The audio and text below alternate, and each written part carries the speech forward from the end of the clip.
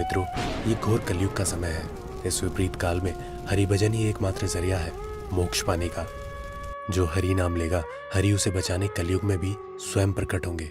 इसी कड़ी में हम लेकर आए हैं कलयुग की एक ऐसी कृष्ण भक्तनी की कथा जिसे कृष्ण में अपार श्रद्धा थी और उसकी भक्ति ने एक निर्जीव मूर्ति में भी जान ला दी थी।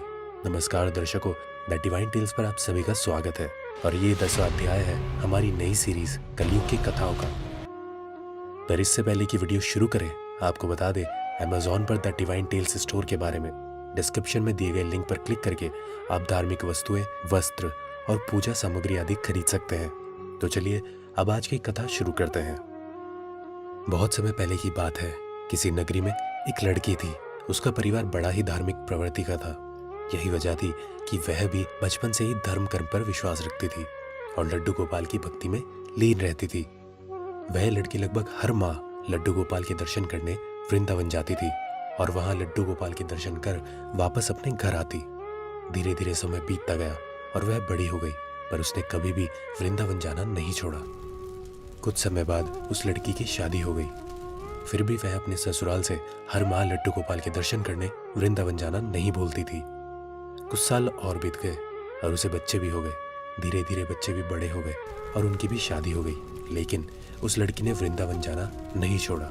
कुछ सालों बाद वह लड़की जब वृंदावन गई और उसे चलने फिरने में परेशानी होने लगी, तो उसने वृंदावन जाकर लड्डू गोपाल की एक मूर्ति ले आई और घर में ही उसकी पूजा करने लगी। एक दिन की बात है, पूजा करने के बाद उसने अपनी बहू से कहा कि बहू, जरा मेरे लड्डू गोपाल की मूर्ति को कमरे में रख दे। बहू ने सास के हाथ से मूर्ति ली और कमरे में जाकर रखने लगी कि तभी अचानक गलती से मूर्ति बहू के हाथ से छूट गई।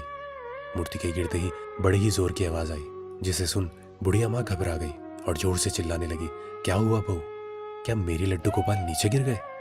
यह सुनकर बहू बोली, जी माँ जी, लड्डू गोपाल की मूर्ति गलती से मेरे हाथों से गिर गई। यह सुनकर बुढ़िया माँ और जोर से चिल्लाने लगी और रो रो कर कहने लगी, जाओ और डॉक्टर को जाकर बुला लाओ, मेरे लड्डू गोपाल को चोट लग गई होगी।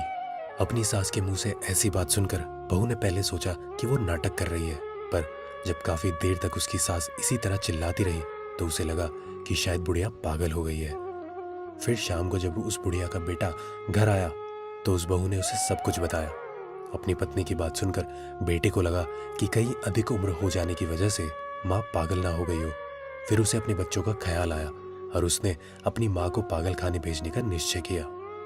पर कहते हैं ना कि भगवान अपने भक्तों की हमेशा मदद करते हैं, और यहाँ भी यही हुआ। उस बुढ़िया के पड़ोस में एक बड़ा ही नेक और समझदार आदमी रहता था।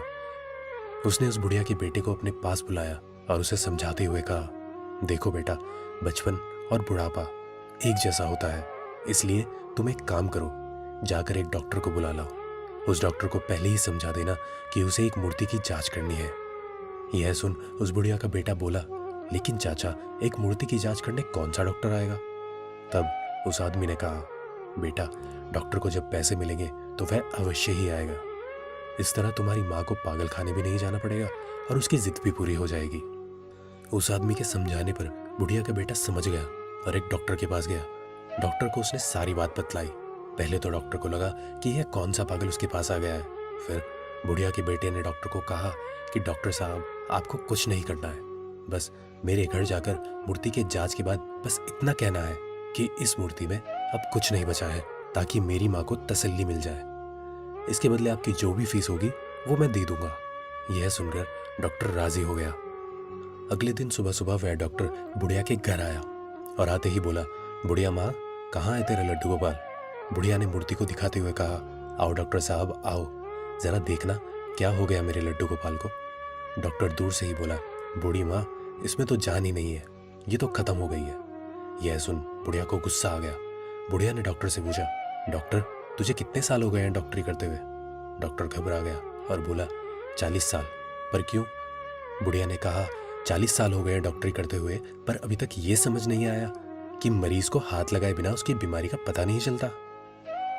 यह सुन डॉक्टर को लगा कि शायद वो ज्यादा ही जल्दी अपना काम खत्म कर रहा है। उसने जाकर मूर्ति के हाथ की नब्ज देखी और कहा कि माँ, कुछ नहीं है तेरे लड्डू गोपाल में। बुढ़िया बोली, डॉक्टर, सही से देख, ऐसा नहीं हो सकता। डॉक्टर ने इस बार मूर्ति के सीने पर हाथ लगाया और फिर बोला, माँ, अब कुछ नहीं है तेरी इस मूर्ति में, यह खत्म हो गई है। फिर भी उस बुढ़िया को विश्वास नहीं हुआ। उसने डॉक्टर से कहा, बेटा तुम लोगों के पास जो मशीन होती है जरा उससे चेक करके तो देखो। डॉक्टर समझ गया कि बुढ़िया माँ स्टेथोस्कोप की बात कर रही है। यह सुन उस डॉक्टर ने अपना स्टेथोस्कोप निकाला और उसे मूर्ति की छाती पर लगाया। मूर्ति में से जोर जोर से धक धक की आवाज आई। यह सुन डॉक्टर हैरान हो गया। उसे अपने कानों पर विश्वास ही नहीं हो रहा था। उसने बार बार चेक करा और हर बार धक धक की आवाज आई। उसके बाद उस डॉक्टर ने उस बुढ़िया के पैर पकड़ लिए और बोला, माँ यह दुनिया जो तुझे पागल कहती है ना, असल में यह दुनिया ही पागल है जो इस मूर्ति के पीछे छिपी तेरी भावना को नहीं देख सकी। इस मूर्ति में जान नहीं थी, यह तो तेरी श्रद्धा और भक्ति थी कि इस मूर्ति में भी जान आ गई। तो दर्शकों, आपको आज की ये कथा कैसी लगी? नीचे कमेंट में हमें अपने विचार अवश्य बताएं। इस सीरीज का अगला अध्याय देखने के लिए जुड़े रहे द डिवाइन टेल्स के साथ यूट्यूब और फेसबुक पर।